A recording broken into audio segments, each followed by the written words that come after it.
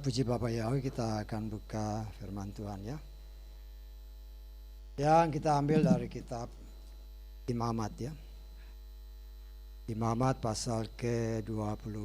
Makasih. Pasal 23. Kita baca mulai ayat ke-26 sampai 32. Imamat 23 ayat 26 sampai 32. Kita akan baca bersama-sama semua ayat ini. Dan supaya bacaannya sama, kita baca sesuai dengan caption yang ada di depan ya. Imamat 23 mulai ayat 26. Kita baca bersama 3, 4. Dan berfirmanlah Yahweh kepada Musa dengan mengatakan, demikian pula pada tanggal 10 pada bulan ke-7, itulah hari penebusan. Itu harus menjadi pertemuan kudus bagimu, dan kamu harus merendahkan dirimu dan mempersembahkan persembahan api-apian kepada Yahweh. Dan kamu tidak boleh melakukan pekerjaan apapun pada hari itu, sebab itulah hari penebusan untuk mengadakan penebusan bagimu di hadapan Yahweh Elohimmu. Sebab setiap orang yang tidak merendahkan dirinya pada hari itu, maka dia harus dilenyapkan dari bangsanya. Dan setiap orang yang melakukan pekerjaan apapun pada hari itu, maka aku akan melenyapkan orang itu dari tengah-tengah bangsanya. Kamu tidak boleh melakukan pekerjaan apapun, suatu ketetapan untuk selamanya bagi generasi-generasimu di seluruh tempat tinggalmu.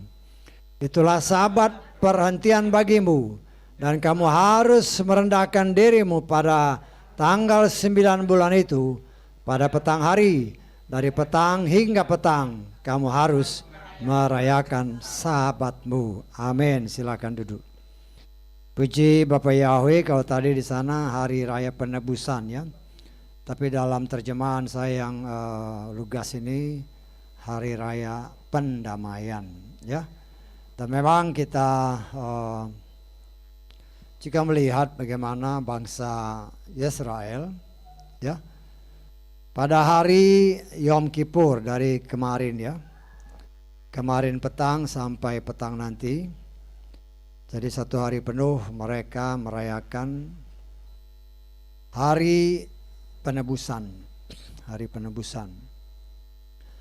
Dan kita melihat ini merupakan bagian-bagian juga dari tradisi yang biasa mereka lakukan pada hari-hari Yom Kippur dan Rosh Hashanah ya.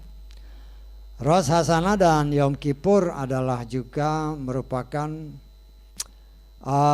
hari raya yang disebut sebagai hari raya yang besar ya, hari raya yang besar dalam penanggalan Yahudi ya.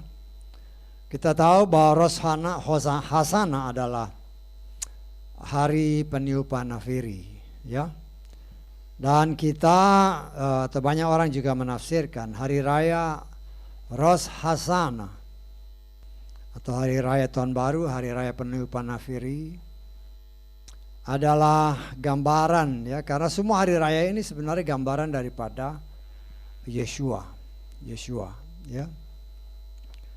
Dan hari raya kelima yaitu Rosh Hashanah ini adalah hari raya peniupan nafiri, dan itu melambangkan juga ketika nafiri, ketika shofar dibunyikan ya, Yeshua turun ya, menyongsong, kita menyongsong dia di angkasa, yaitu Rosh Hashanah yang juga sebagai hari permulaan tahun ya. Dan juga menurut tradisi mereka, Rosh Hashanah ini dipercaya sebagai hari di mana Tuhan menciptakan dunia. Ya, hari Rosh Hashanah, bahkan juga menciptakan manusia. Jadi menciptakan dunia, menciptakan manusia ini menurut tradisi-tradisi mereka. Dan juga sebagaimana ayat-ayat yang tadi kita baca, ya, pada hari Yom Kippur ini tidak boleh ada kegiatan di sana, ya, di Israel sana. Jadi semua kegiatan baik transportasi, pesawat terbang segala macam tidak boleh. Ya kalau di sini mungkin kalau kita lihat hari-hari Nyepi di mana? Di Bali, ya. Itu kan sama sekali tidak ada kegiatan. Ya. Jadi memang berdasarkan ayat-ayat firman Tuhan, mereka mempraktekkannya dalam kehidupan mereka. Dan memang ya seperti yang saya katakan, seringkali juga tradisi-tradisi masuk, ya. Karena menurut tradisi Yahudi, tradisi, ya, pada hari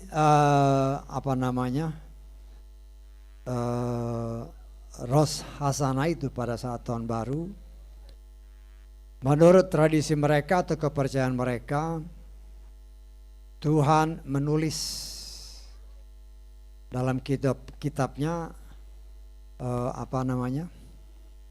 takdir yang akan mereka jalani di tahun yang mendatang. Bisa tangkap, ya, karena itu kan tahun baru.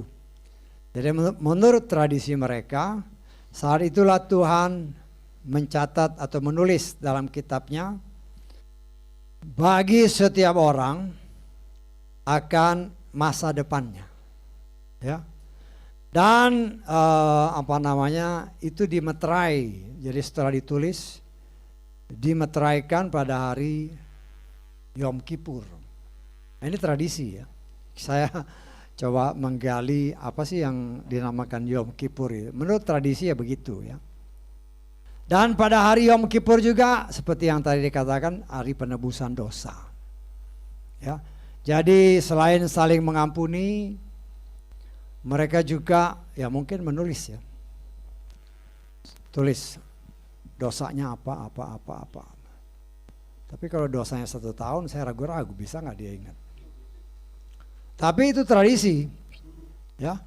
Dia tulis, ya, kemudian dengan tradisi mereka yang tadi bakar, tadi apa, ya, namanya tradisi, ya. Karena kita harus ingat bahwa mereka belum percaya Yeshua sebagai Tuhan dan Juru Selamat, ya. Mereka pasti ada imam besar, ya. Walaupun sekarang belum ada baitnya. Bait sucinya kan diruntuhkan. Jadi bait yang ketiga belum ada. Jadi kalau bait yang ketiga muncul, saudara ingat, ya, setiap bait muncul mereka mempersembahkan korban. Dan apinya harus dari sorga. Apinya harus dari sorga, bukan api biasa. Ya, ketika si Salomo membakar korban untuk bait yang sudah dia bangun, api turun dari sorga, push. Ya. Dan ya tidak ada yang mustahil walaupun akhir zaman seperti ini. Itu memang harus digenapi karena berdasarkan firman Tuhan, bait suci itu harus ada. Kenapa? Karena ada tertulis, si anti Hamasya ini, si jahat ini akan bertahta di bait suci. Jadi artinya bait suci itu harus ada. Dan memang kita lihat bahwa dengan kondisi seperti saat ini, ya, seperti Yeshua katakan, robohkan bait ini, aku akan bangun dia dalam 3 hari, ya. Dengan teknologi sekarang saat ini, apapun yang saat ini ada di atas patokan bait suci yang pernah dirobohkan, ya seandainya ada bangunan di atas itu kan. Nah, untuk bangun bait suci kan harus diratakan dulu, apapun dia. Entah itu mungkin juga tempat ibadah orang lain, saya nggak tahu. Tapi mereka sudah tahu. Nah, saudara bisa bayangkan kalau seandainya harus dimusnahkan, ya dengan sekejap, ya.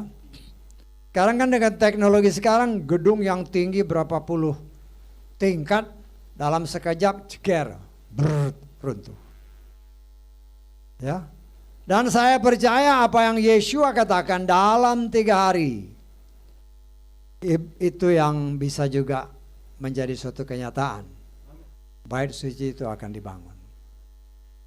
Tapi kalau seandainya di atas yang diruntuhkan itu adalah tempat ibadah orang lain, akan geger.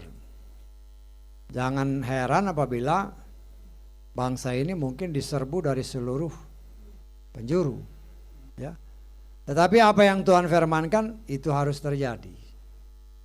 Karena bangsa ini juga sampai saat ini mereka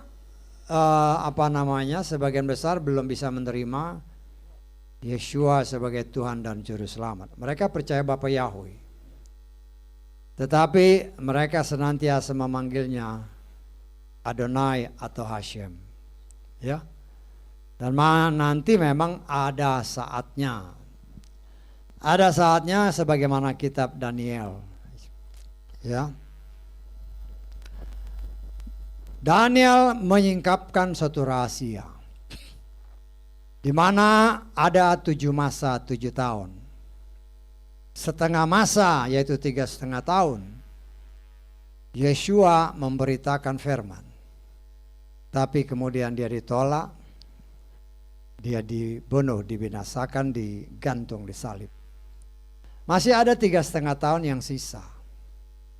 Dan kalau kita baca di dalam kitab Wahyu, 3,5 tahun yang sisa, bukan Yeshua yang turun, tetapi Moshe dan Elia. Berdasarkan, walaupun tidak disebut namanya ya, tapi berdasarkan tanda-tandanya, itu Moshe dan Elia. Moshe dan Elia adalah nabi-nabi besar bangsa Israel yang memimpin bangsa ini keluar dari tanah Mesir dan yang membawa kembali bangsa Israel dari penyembahan berhala kepada Bapa Yahweh. Ketika Elia mengumpulkan semua bangsa Israel pada zaman Ahab dan Izabel, ya, dia kumpulkan, dia dirikan mezbah, api turun dari sorga, dan di situ terjadi pertobatan. Dan 3,5 tahun yang akan datang itu memang mereka yang akan memberitakan firman, supaya bangsa Israel percaya bahwa apa yang dinyatakan oleh firman Tuhan bahwa Yeshua adalah Tuhan dan Juru Selamat yang sebenarnya mereka nantikan. Ya, nah saudaraku yang dikasihi oleh Bapa Yahweh, ya, saat ini kan mereka masih menjalankan ibadah seperti yang pernah saya katakan. Mereka memang mengikuti Torah, tetapi tradisi itu masuk. Tradisi itu masuk. Jadi seperti yang saya katakan tadi, banyak tradisi-tradisi yang masuk. Ya. Tetapi kita melihat di sini mereka adalah orang yang sebenarnya sangat taat kepada firman. Ya. Kalau saudara lihat bagaimana di media-media sosial kan, ketika mereka baca firman bukan main, ya. Tetapi kita melihat di sini itulah Tuhan sedang memulihkan bangsa ini, ya. Dan kita memang mengimani bahwa Rosh Hashanah ini adalah ditafsirkan ya sebagai kedatangan Yeshua pada saat sangkakala berbunyi. Ya. Dan berdasarkan tradisi juga mereka percaya bahwa 10 hari dari Rosh Hashanah ke hari Yom Kippur atau Yom Kippur, ya, itu juga mereka menurut tradisi mereka melambangkan 10 hari terakhir dari 40 hari ketika Moshe datang menghadap Bapa Yahweh, ya. Dan 10 hari yang terakhir dia turun dengan membawa loh batu yang baru, ya. Jadi ini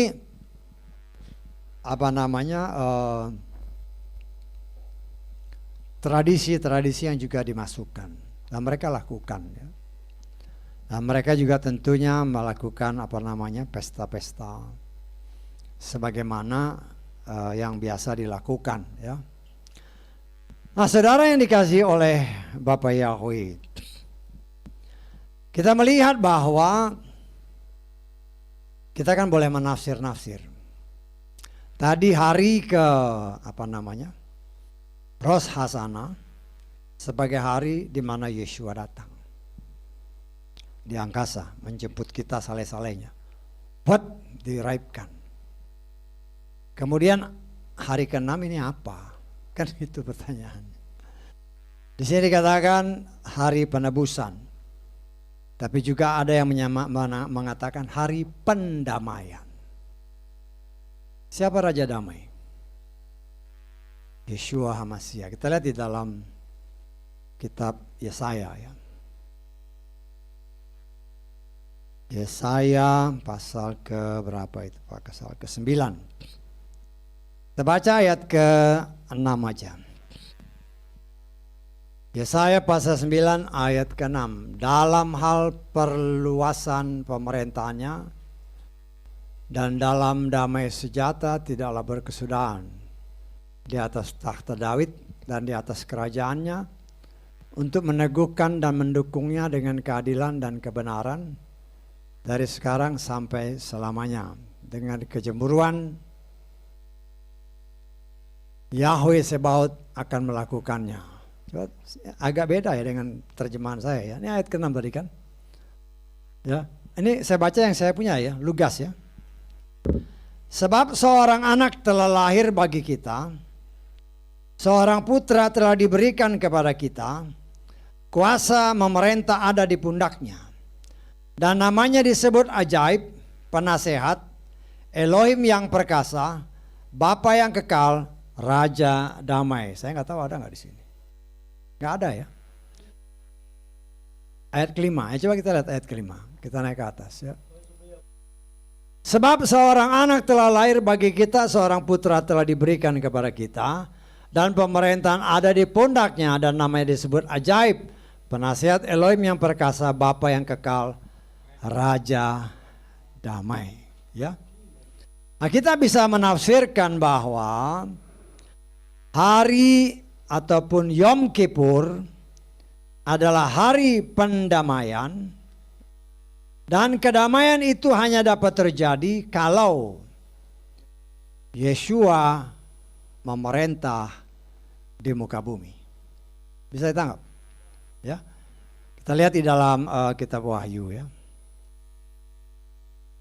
Wahyu pasal ke berapa? 20 ya, kita baca ayat 1 sampai ke kita bacalah 1 sampai ke 4 kali ya.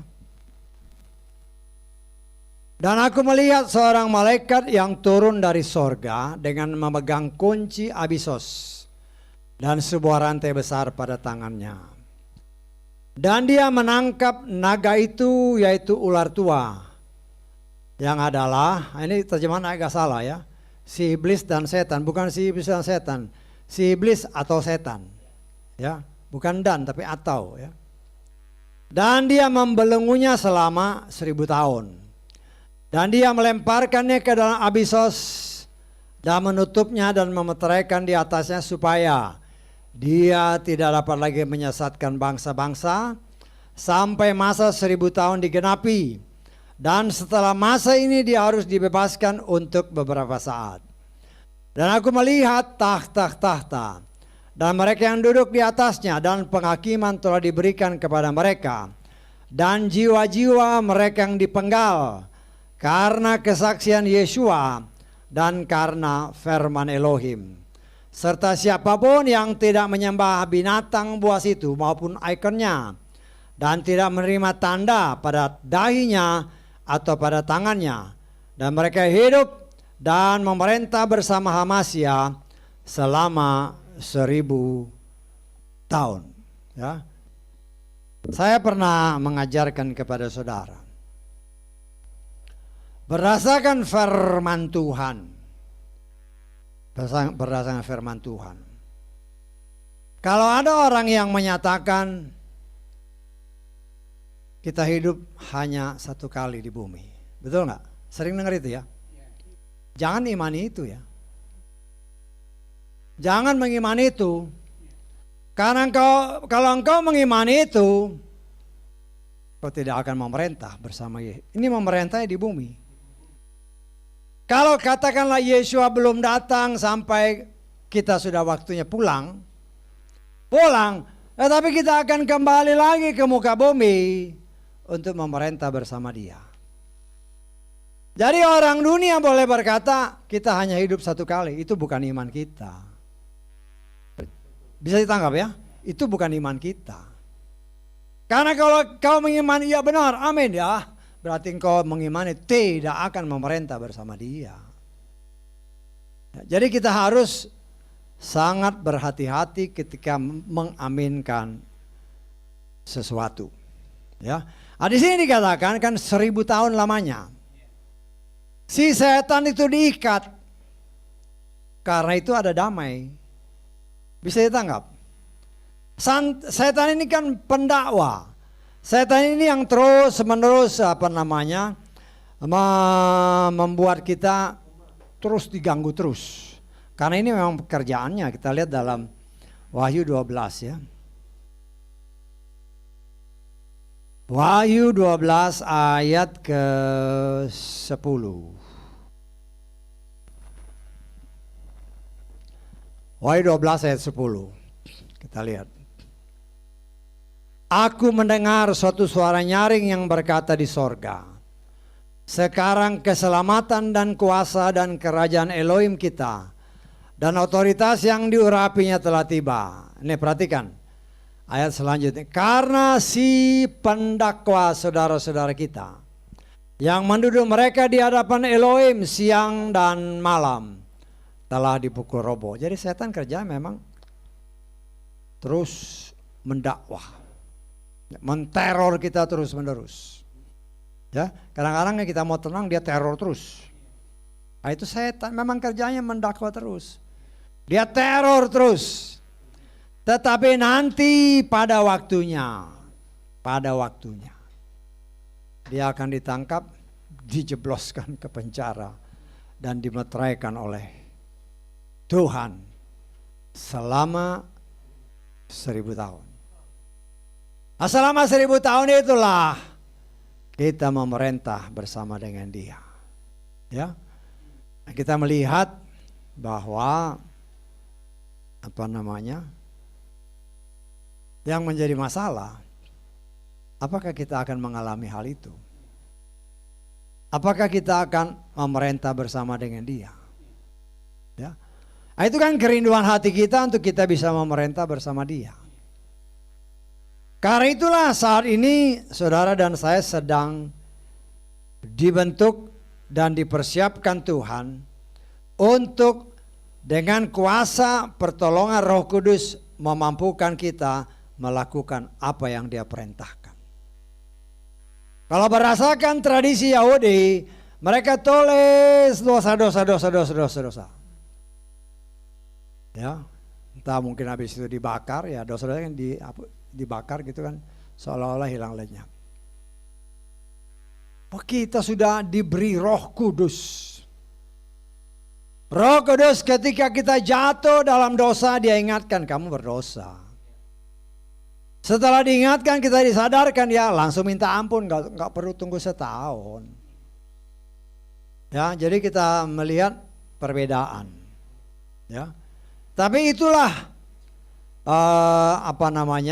yang mereka imani saat ini sebagian besar. Ya, sehingga memang semua ini kan harus genap waktunya. Tuhan mengizinkan mereka sebagian masih ada di dalam tempat-tempat di mana Tuhan serahkan mereka.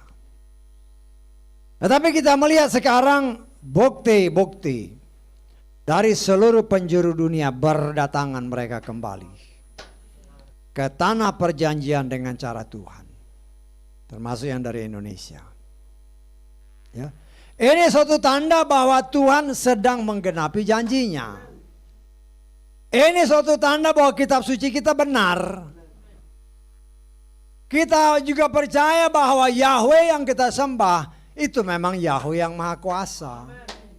Kalau dia berfirman, dia sanggup untuk menggenapinya. Karena itu seringkali saya katakan, Yahweh tidak berubah. Yahweh tadi kita ini kan firman-Mu Tuhan tiada berubah. Ya, kita diberi firman ya untuk membimbing saudara, dan ingat firman itu adalah pribadi Tuhan sendiri. Jadi memang firman itu tidak berubah. Tidak akan berubah. Nah, sekarang tinggal kita dalam proses pembentukan Tuhan. Ya. Bukan Tuhan yang berubah, tetapi kita yang harus berubah sesuai firman-Nya. Ya. Bisa ditangkap ya? Jadi jangan terbalik. Jangan seolah-olah kita minta Tuhan yang yang berubah sesuai keinginan kita, ya salah. Ya. Tubuh Hamasya itu sudah tetap ukurannya. Pakaiannya yang harus disesuaikan dengan tubuh Hamasya, bukan sebaliknya. Kalau kita datang ke penjahit, bukannya tubuh kita disesuaikan dengan barang yang sudah ada, tidak. Justru material itu yang harus sesuai dengan tubuh kita. Karena itulah kita sedang dibentuk oleh Tuhan. Sedang dibentuk terus-menerus. Ya namanya pakaian kalau dibentuk, digunting, dijahit, sakit. Ya, sakit. Tapi itulah bagian dari proses supaya kita menjadi sesuai kehendaknya. Ya, Ros Hasanah kita percaya Yeshua datang di angkasa dan kita diangkat menyongsong bersama Dia. Yom Kippur, hari pendamaian. Kedamaian hanya dapat terjadi apabila Yeshua yang memerintah sebagai raja. Tetapi ingat, kita juga, ya, kan tadi dikatakan, kita juga akan memerintah bersama dengan Dia. Mereka yang setia kepada firman-Nya, ya. Kita melihat bahkan jiwa-jiwa mereka yang dipenggal, ya. Kita melihat ayat keempat, coba ya, kita baca ayat keempat. Wahyu pasal 20 tadi. Aku melihat tahta-tahta, ya. Ya, Rasul Yohanes atau Rabi Yohanes, dia melihat tahta, artinya banyak kan. Dan mereka yang duduk di atasnya. Dan penghakiman telah diberi kepada mereka. Jadi tahta-tahta itu berisi saudara dan saya kalau kita setia. Ada di dalam tahta-tahta. Dan penghakiman telah diberikan kepada mereka. Dan jiwa-jiwa mereka yang dipenggal. Karena kesaksian Yeshua. Dan karena firman Elohim. Serta siapapun yang tidak menyembah binatang buas itu. Maupun ikonnya. Dan tidak menerima tanda pada dahinya dan atau pada tangannya. Dan mereka hidup dan memerintah bersama Hamasya selama 1000 tahun. Kita lihat ke atas sedikit ya, coba ke atas sedikit. Dipenggal karena kesaksian Yeshua dan karena firman Elohim. Ya, seringkali kalau saudara baca karena karena kesaksian Yeshua dan karena firman Elohim. Seringkali kalau saudara baca di dalam kitab Wahyu. Ingat, itu ada dua penafsiran ya. Ada satu penafsiran yang saya kadang-kadang mikir benar juga sih. Sebagian besar bangsa Israel sampai saat ini, karena mereka belum percaya Yeshua, yang nggak ada kesaksian tentang Yeshua. Bisa ditangkap. Tetapi mereka adalah orang-orang yang taat kepada firman Torah. Bisa ditangkap. Jadi kesaksian Yeshua boleh kita tafsirkan sebagai orang-orang yang percaya kepada Yeshua, tetapi yang kesaksian tentang firman itu khususnya peruntukan untuk orang Yahudi. Karena orang Yahudi kan sampai sekarang kan banyak yang belum menerima Yeshua. Bagaimana mereka mau saksikan kalau mereka belum percaya? Banyak ya kalau saudara dapat di di kitab, khususnya di kitab Wahyu. Kesaksian Yeshua dan firman. Kesaksian Yeshua dan firman. Loh, Yeshua kan firman. Kenapa dia bilang begitu? Kesaksian Yeshua dan firman Elohim. Kesaksian Yeshua dan firman Elohim. Ya, di sini saya menafsirkan. Ya. Saya menafsirkan bahwa inilah gambaran daripada orang Yahudi dan non-Yahudi. Non-Yahudi kebanyakan tidak percaya Torah. Dia percaya Yeshua. Ya. Tetapi sebaliknya orang Yahudi, mereka taat kepada Torah. Tetapi sebagian besar belum bisa menerima Yeshua. Nah, saudara yang dikasih oleh Bapa Yahweh, itulah kasih karunia Tuhan yang luar biasa. Kita bisa percaya Yeshua itu karena kemurahan. Dan setelah hari atau Yom Kippur, ada apa? Hari Tabernakel, hari raya ke-7, betul kan? Hari raya Pondok Daun, hari raya Tabernakel. Apalagi itu kan gitu. Ya, saudara harus berpikir ya, karena saya percaya ini semua gambaran tentang Yeshua. Hari Tabernakel, hari di mana saudara dan saya akan berdiam bersama Bapa Yahweh sampai selama-lamanya. Ya, sampai selama-lamanya. Kita baca di dalam Wahyu pasal 21 ayat 1 sampai 3 lah ya. Wahyu 21 ayat 1 sampai 3.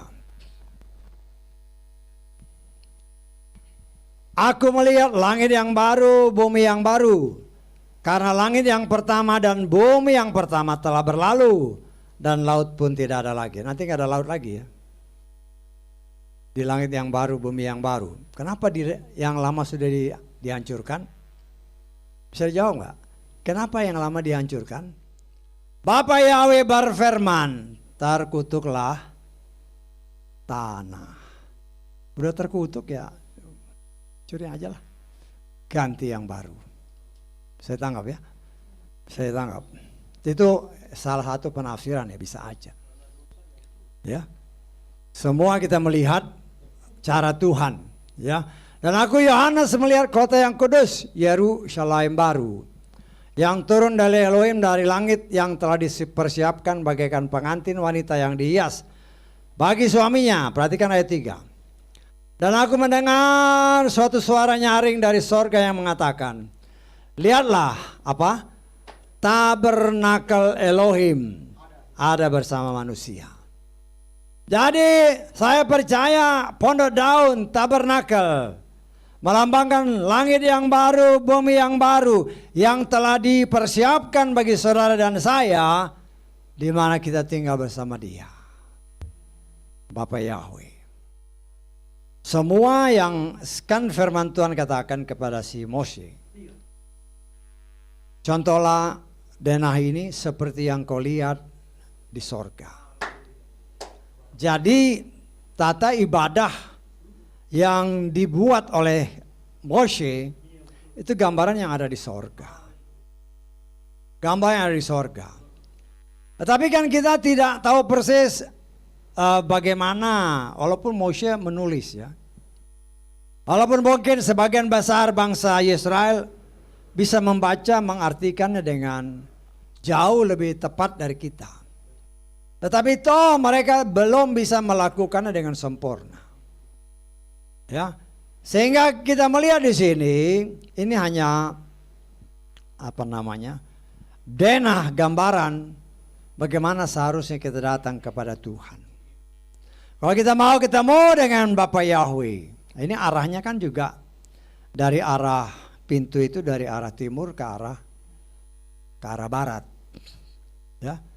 Ini kalau saudara baca dalam kitab Bilangan, dalam kitab-kitab ini kita tahu, kita sudah belajar ini, ya.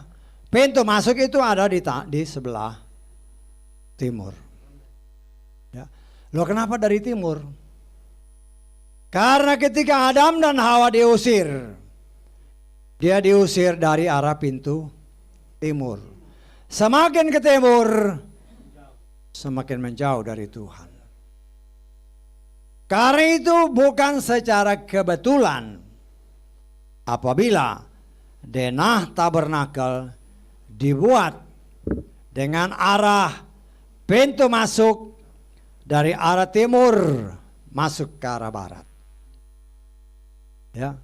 Jadi kita melihat sebagai contoh, kita ulang-ulang sedikit ya.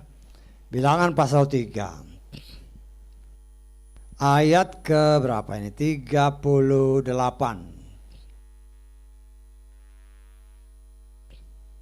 Ya. Bilangan pasal 3 ayat 38. Kita melihat di sini susunan ya, susunan cara, itulah luar biasanya Bapak Yahweh ya. Di sekeliling tabernakel itu hanya yang paling dekat hanya kemah orang Lewi, nggak boleh orang lain. Ya, karena Tuhan tidak mau ada orang dari suku lain campur tangan dalam tabernakel. Mereka bisa mati. Karena itu di sekeliling tabernakel itu perkemahan daripada orang-orang Lewi. Nanti kalau saudara mau baca di kitab Bilangan pasal 3, baca semua. Sehingga kita mengerti. Kita lihat di sini. Mereka yang berkemah di depan tabernakel, perhatikan baik-baik ya. Mereka yang berkemah di depan tabernakel ke arah timur, jadi sebelah timur. Ya, siapa itu? Di depan kemah pertemuan ke arah matahari terbit, Musa, Harun dan anak-anaknya. Musa sebagai pimpinan, Harun sebagai imam besar. Ya, jadi di pintu masuk itu imam besar yang berkemah di situ. Di sini menguatkan kita bahwa memang arah tabernakel, pintu masuk timur dan ruangan Maha Kudus ada di sebelah barat. Nah, kita sedang menjalani proses di sini. Kita mungkin sudah masuk ke dalam ruangan kudus. Kita di sana diajar oleh Tuhan untuk baca firman, untuk senantiasa diterangi dengan kuasa Roh Kudus, untuk senantiasa kita mempersembahkan puji-pujian, kemenyan, bau harum untuk kemuliaan Bapa, ya, itu di dalam ruangan kudus. Dan semua itu kita jalani dengan hati yang tulus. Itu kan proses. Sebelum kita masuk ke dalam ruangan kudus, kita bertemu dengan Yeshua, memerintah bersama dengan Dia 1000 tahun lamanya. Nah, saudara yang dikasihi oleh Bapa Yahweh, kita melihat sangat luar biasa pengaturan-pengaturan yang Tuhan sudah tulis di dalam kitab suci kita. Karena itu saya sangat percaya kalau Yeshua memperlihatkan kepada Rabi Yohanes bahwa gereja dilambangkan dengan kaki pelita. Kaki pelita ya, bukan pelita, kaki pelita. Nah, kita sudah belajar beberapa waktu yang lalu. Ya. Kaki pelita perlu minyak zaitun murni. Kita sudah belajar bagaimana minyak zaitun itu diproses supaya benar-benar menghasilkan minyak zaitun tumbuk yang berguna. Karena gereja Tuhan mau pakai untuk menjadi alat menerangi dunia ini. Kita sebagai minyak zaitun tumbuk, bukan apinya. Apinya turun dari Bapa Yahweh supaya kita minyak ini bisa dipakai oleh Tuhan untuk menerangi dunia ini, supaya mereka mengenal siapa Tuhannya. siapa Tuhannya. Ya, tapi kan banyak orang yang maju mundur. Tetapi inilah proses. Ya, kadang-kadang kalau saya melihat, saya mendengar, ya, banyak orang yang mungkin mundur dalam ibadah, nggak mau ibadah. Kita nggak bisa paksa ya. Karena ini bagian daripada proses. Kadang-kadang kita berpikir, aduh anak-anakku gimana nih? Iya kan? Tetapi ingat firman Tuhan berkata, Ishak itu anaknya Abraham, orang pilihan. Betul? Ribka itu ketika Eliezer bertanya kepada Bapak Yahweh, pilih bagiku perempuan untuk Ishak. Artinya Ribka termasuk pilihan. Bapak pilihan, ibu pilihan, tetapi anak kembar yang dilahirkan. Aku mengasihi Yakub, tetapi membenci Esau. Kok bisa? Satu bapak, satu ibu, dua-dua orang-orang pilihan. Kok anak-anaknya beda? Nah, kalau kita kembali ke sana, ya kita kan nggak tahu. Kita mengasihi anak-anak, memang benar kita mengasihi, ya. Tetapi kita kan nggak tahu di atas kita, leluhur kita, ya. Kita nggak tahu. Setan bisa aja merasa ini buat aku, ya kita nggak bisa ngapa-ngapain. Kalau kita sudah mendidik dia dari kecil sampai dia besar ibadah. Tetapi ketika setan mulai mendakwa, mulai kilik-kilik, mulai jauh karena berbagai masalah atau dengan berbagai macam cara. Setan itu licik. Setan sangat licik. Jadi kalau kita mengingat itu, ya mengucap syukur aja. Hanya tetap berdoa, khususnya bagi keluarga kita ya. Nah saya kan, saudara kenal anak saya kan, si Febe itu. Itu suatu pukulan besar buat saya. Tapi mau diapain? Ya. Tapi itulah cara Tuhan. Setelah beberapa tahun anak yang hilang, bapaknya nggak kemana-mana ya. Bapaknya cuma nunggu aja. Ya, bapaknya cuma nunggu, saya cuma nunggu aja. Itu kan firman Tuhan, bapaknya nunggu. Anaknya pergi ya biarin aja. Ya, kita biarin dalam arti kata, namanya orang tua ya berdoa lah. Ya. Dia berapa kali datang, saya hanya beritakan firman. Satu hal yang mungkin nyangkut ya, istilahnya nyangkut dalam hatinya. Itu saya pikir awal pertobatannya. Waktu dia datang, waktu dia mau pulang di airport saya bilang, Mbak, kalau kamu punya masalah, kamu berdoa minta tolong sama Bapak Yahweh. Dia nggak jawab apa-apa, dia diam aja. Memang setahun kemudian kalau nggak salah, masalah besar. Masalah besar. Menurut kesaksian dia, aku ingat apa yang Papa ngomong. Dia berdoa minta tolong sama Bapak Yahweh. Dan dia melihat mujizat pertolongan Bapak Yahweh. Saya berpikir atau saya mengimani itu awal dari proses pertobatan yang terjadi. Nah itu pun memerlukan waktu.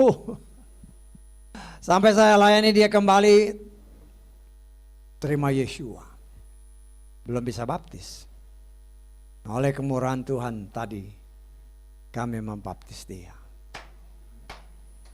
Saya katakan sama istri, ini hari Yom Kippur. Hari penebusan. Ya. Tanggalan kita bisa berubah. Tetapi tanggalan Yom Kippur itu 10 Tisri nggak berubah. Ya. Nah kita mengucap syukur, itulah cara Tuhan. Saudara mungkin punya pergumulan yang sama atau bahkan lebih berat dari saya. Kita sebagai orang tua hanya berdoa. Kan anak-anak itu nggak mungkin kita sekap di rumah di kamar terus. Ada saatnya dia harus pergi sekolah, dia pergi bermain. Ya kita memang tetap berdoa.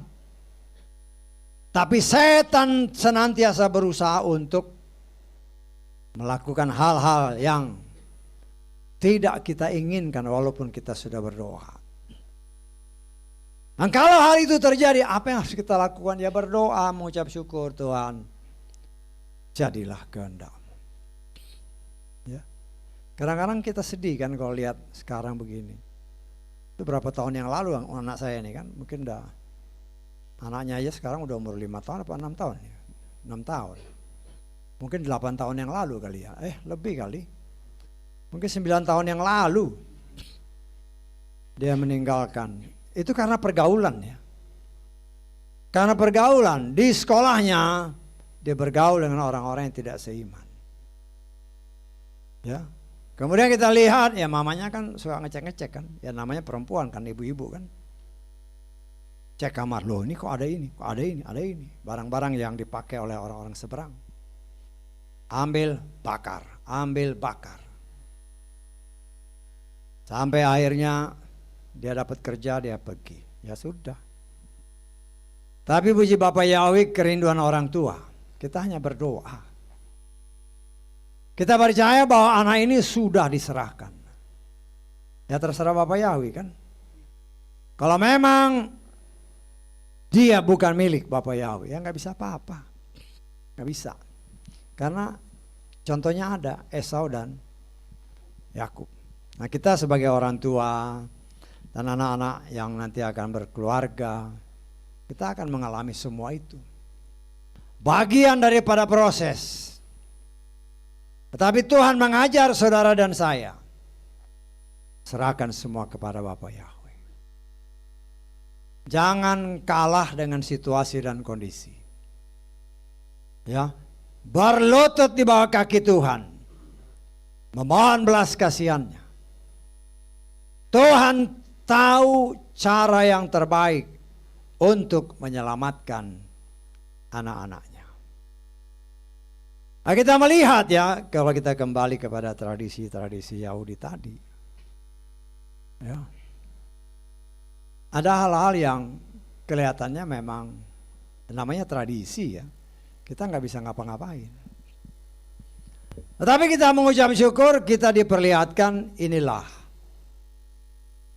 Dan kalau saudara mau lihat-lihat di mana di media sosial, kan bisa lihat sekarang kan, bagaimana tata ibadah mereka. Kalau kita lihat, kita harus jujur ya. Walaupun mereka belum percaya Yeshua, tetapi mereka ibadahnya luar biasa. Ibadahnya luar biasa. Nah kita melihat di sini kasih karunia Tuhan, kita boleh mengenal walaupun melalui media sosial bagaimana orang yang dipilih Tuhan. Tuhan memilih. Tetapi kita melihat di sini ya, jangan sampai kita ya karena melihat mereka orang-orang Yahudi, wah luar biasa, luar biasa. Terus mau ikut-ikutan orang Yahudi, nggak bisa ya. Saya tidak mengajarkan saudara menyamakan diri seperti orang Yahudi, nggak bisa. Karena Yahudi itu khusus. Ya, kan jelas pernah saya terangkan kan. Orang Yahudi itu memang mereka diserahkan ke seluruh pelosok muka bumi. Pertama, karena mereka menyembah berhala.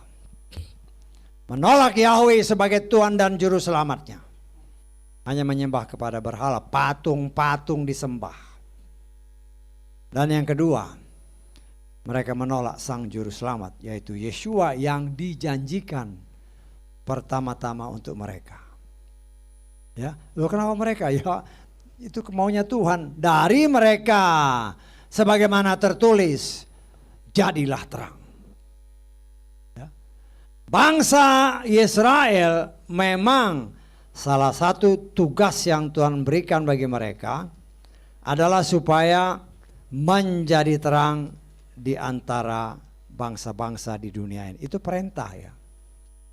Itu perintah Tuhan dan mereka memang sebagian besar memang menyadari mereka harus menjadi berkat. Dan kita melihat Tuhan melengkapi mereka. Kita lihat ya dalam Yesaya 60 ayat 1 aja kita baca.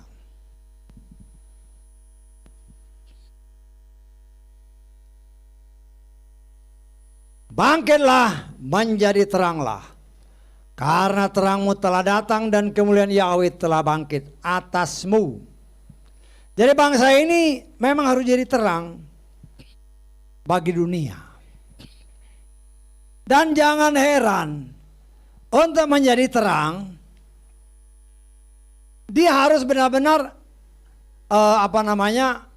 kualitasnya lebih dari bangsa lain. Bisa ditangkap? Dan kita menyaksikan, kita mendengar, kita membaca bahwa hampir semua penemuan-penemuan yang ada sampai saat ini itu dihasilkan oleh orang-orang Yahudi. Penerima hadiah Nobel lebih dari 50% memiliki darah Yahudi. Jadi Tuhan bukan asal ngomong jadi terang, dia perlengkapi. Saya pernah membaca satu literatur ya. Di otak orang Yahudi itu ada sesuatu yang berbeda, yang membuat IQ rata-rata mereka di atas 150. Ya, terlepas benar apa enggaknya, tapi saya lihat memang kenyataannya orang Yahudi begitu. Seorang teman, dia dosen. Kemudian dia tahu kan ada teman-temannya dosen dikirim keluar untuk belajar. Ini kesaksian mereka ya. Mau ujian. Orang Yahudi itu main game, main volley, main basket.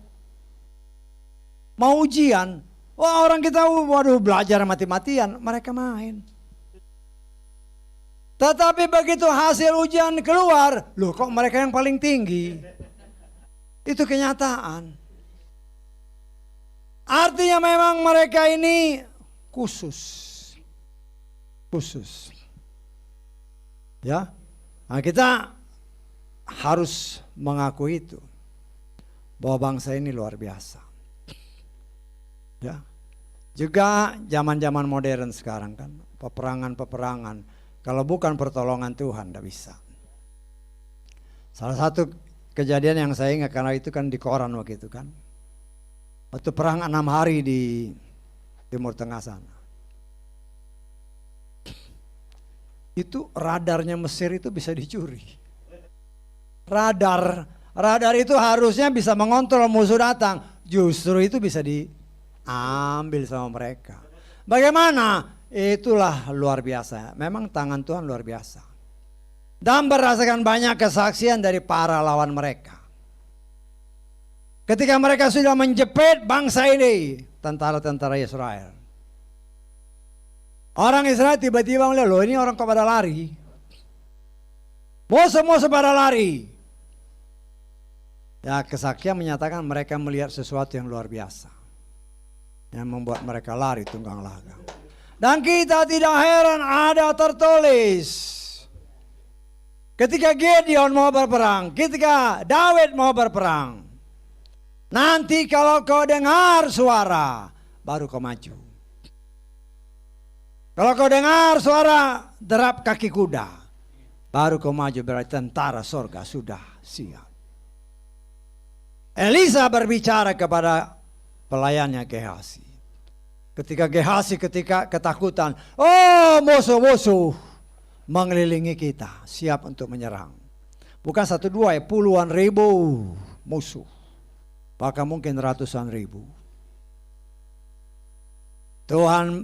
Elisa berdoa, Tuhan celikan matanya. Setelah matanya dia celikan, aduh, yang menyertai kita lebih banyak daripada tentara-tentara itu. Ketika bangsa saya dikepung oleh tentara, kalau saya nggak salah tentara Aram. Dalam satu malam Tuhan bekerja. 185.000 tentara Aram mati semua. Mati semua. Luar biasa. Terus orang kan berpikir, kok Tuhan jahat? Kan ini dakwaan si setan. Tuhan katanya pengasih, kok dibunuh? Loh, kita sebagai orang yang percaya kepada Bapa Yahweh, seringkali saya katakan, kalau kita menciptakan sesuatu, barang itu harus berguna untuk kita. Amin. Kalau nggak berguna dibuang. Manusia diciptakan untuk percaya menyembah Bapa Yahweh. Kalau enggak, out. Jadi jangan sok menyatakan, oh katanya Tuhan kasih. Loh, Tuhan kasih kepada orang yang mengasihi Dia. Kita diciptakan untuk Dia, untuk menyembah Dia, untuk beribadah kepada Dia. Kalau engkau tidak lakukan, musnah. Bagaimana yang pernah saya katakan, berdasarkan penafsiran orang-orang tertentu yang ahli-ahli teologi. Ketika zaman Nuh, jumlah manusia lebih dari 5 miliar, hampir 10 miliar. Itu dibinasakan semua kecuali 8 orang. Kenapa? Karena hanya 8 orang inilah yang sungguh-sungguh percaya kepada Bapa Yahweh. Dan di sini kita melihat, ya kalau kita kembali dengan kasus anak-anak kita, keluarga-keluarga kita. Nuh orang yang benar. Saya tidak pernah membaca ayat yang menyatakan istrinya benar, anak-anaknya benar, atau menantu-menantunya benar. Tidak ada ayat yang menyatakan. Hanya Nuh orang benar. Tetapi ini sama dengan Kisah Rasul 16. Satu orang diselamatkan, seisi keluarga diselamatkan. Nah, itu yang kita imani. Hanya berapa tabahkah kita? Kita punya anak-anak, kita punya suami, kita punya istri, kita punya keluarga besar, orang tua mungkin. Ya. Hanya Tuhan yang bisa merubah hati. Karena itu Bapa Yahweh berfirman, ada tertulis, Aku akan memberikan roh yang baru, jiwa yang baru. Aku akan menaruh firman-Ku dalam hati bangsa, umat pilihan-Ku. Tuhan yang punya kok. Jadi walaupun sekarang mereka mungkin masih belum kenal, Tuhan yang robah ya bisa. Karena Dia yang punya, Dia yang setel semua. Hanya untuk menggenapkan bilangan umat di luar Israel secara jasmani. Maka yang ada sekarang Israel rohani dikeraskan dulu. Kan kita sudah baca dalam kitab Roma.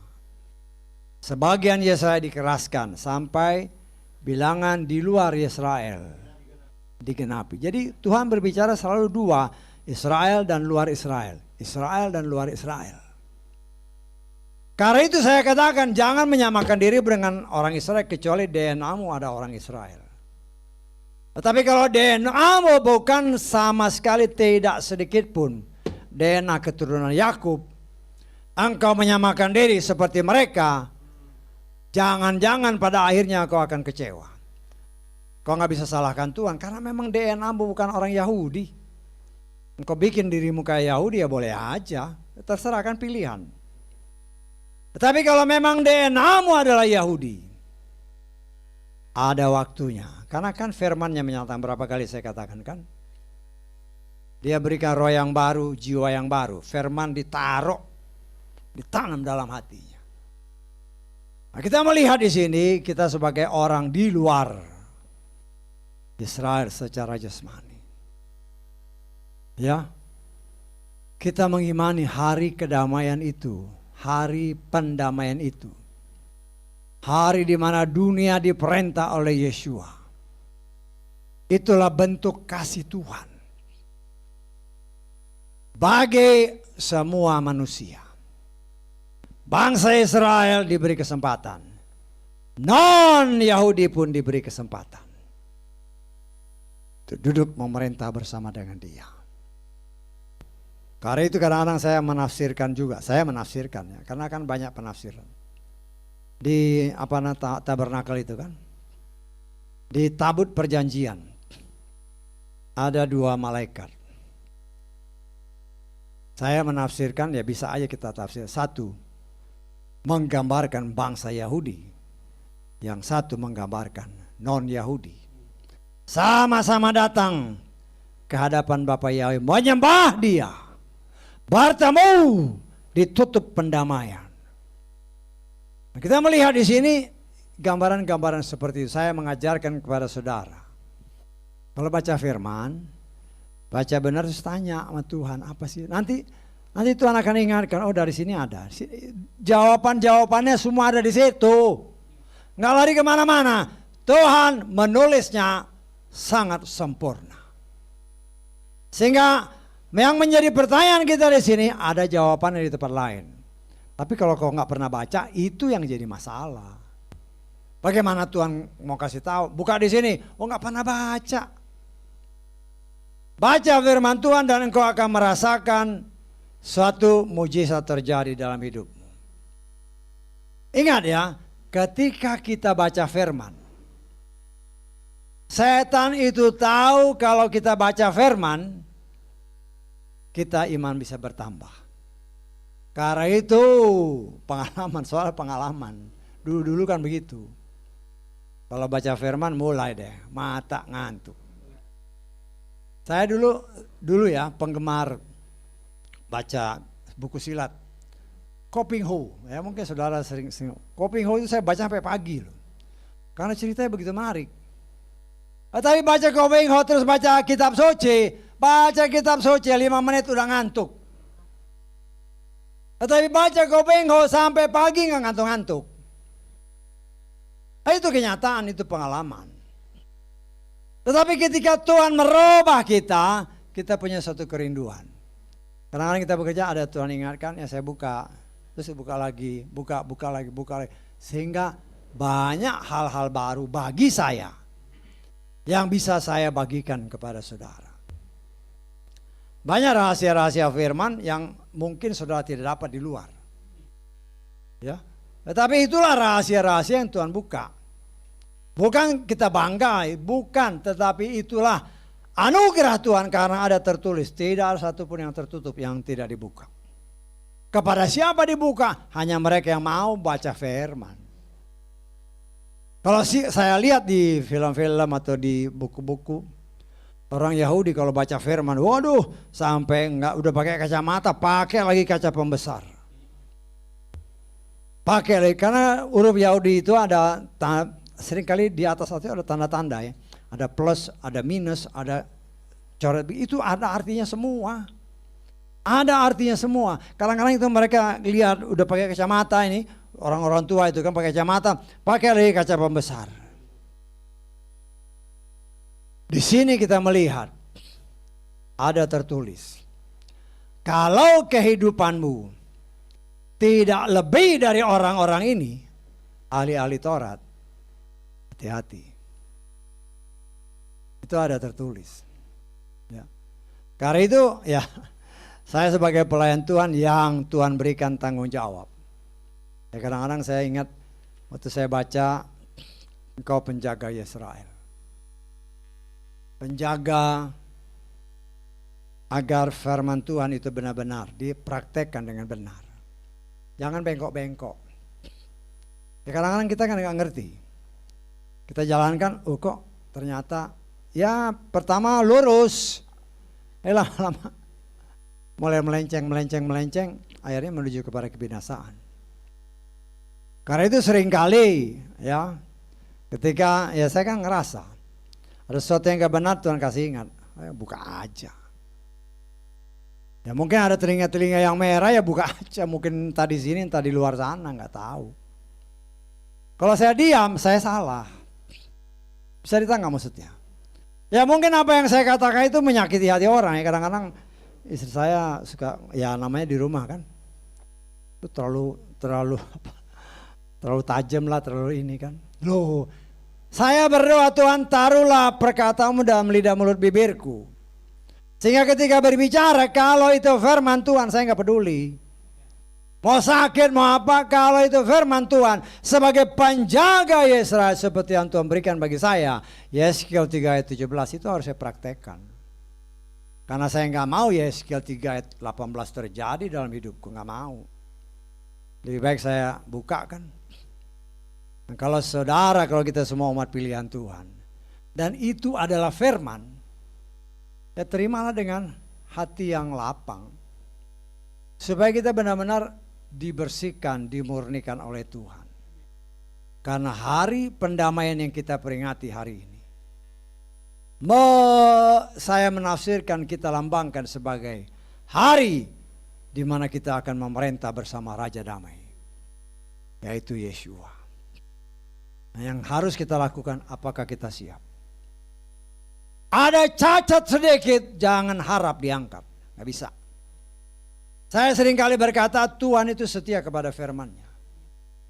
Kita boleh rajin ibadah, kita boleh rajin melayani Tuhan. Ada cacat sedikit, no.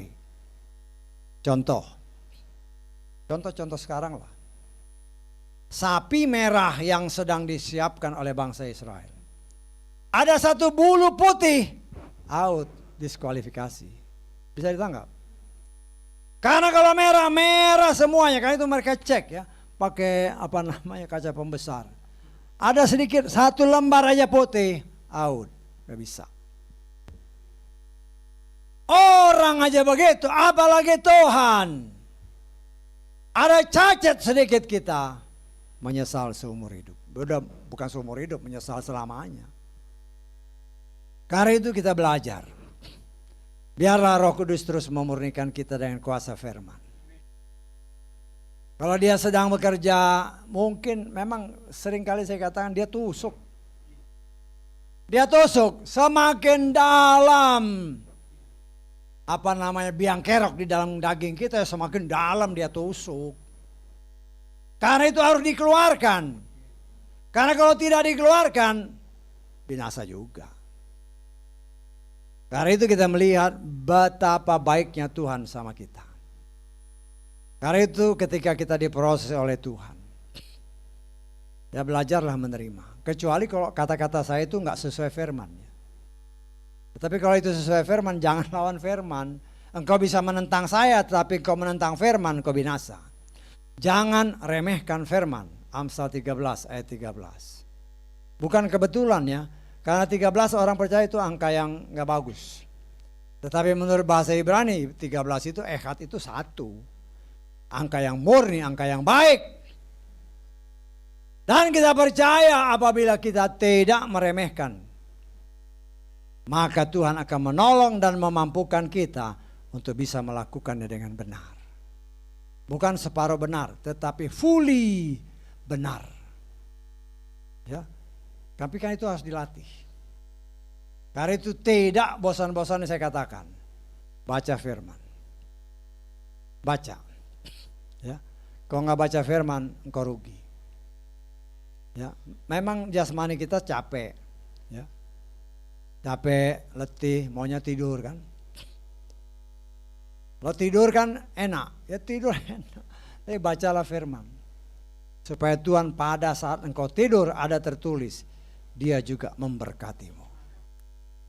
Memberkati dengan cara apa? Bisa dia ya berkat secara jasmani, bisa aja. Dia berikan mimpi-mimpi yang bagus, dia berikan pernyataan-pernyataan yang bagus, dia berikan rencananya yang bagus untuk kita bisa melalui mimpi. Tapi kalau kita hidup jauh dari dia, hati-hati. Hati-hati. Tuhan ada tertulis, memang kasih. Tetapi ingat juga dia keras. Dia keras. Dia tidak pandang bulu. Siapa yang tidak kenal Bapak Abraham? Orang yang dikatakan Bapak orang beriman. Bapak Abraham berdosa. Plak keturunannya jadi budak. Jadi budak. Banyak orang Nasrani juga nggak ngerti kenapa sih tahu-tahu jadi budak. Ya ada sebabnya. Ada sebabnya karena bapak moyangnya tidur waktu ibadah. Karena itu kita harus belajar jangan tidur waktu ibadah. Karena tadi yang tidur tuh anaknya. Ya, hati-hati. Ya, karena kan seringkali saya bilang, bangun. Ya, itu bentuk kasih kita. Ya, kita kan berusaha untuk menolong. Ya, memang capek ya capek. Ya. Tapi ingat ketika ibadah, ya kadang-kadang kalau duduk begini kan memang enak kan. Coba jangan nyender, begini bisa lihat gitu. Tidurnya enggak bisa tidur. Karena kita belajar, diajar Tuhan menghormati firman Tuhan. Tuhan tidak pandang bulu. Ada contohnya, banyak contohnya. Tetapi kita percaya Yeshua ada tertulis. Dia taat, dia setia sampai mati. Itulah contoh teladan yang sempurna. Kali itu mari ya. Kalau kita mau memerintah bersama dengan dia, tidak ada jalan lain. Taat dan setia melakukan firman-Nya. Haleluya. Amin. Mari kita bangkit berdiri.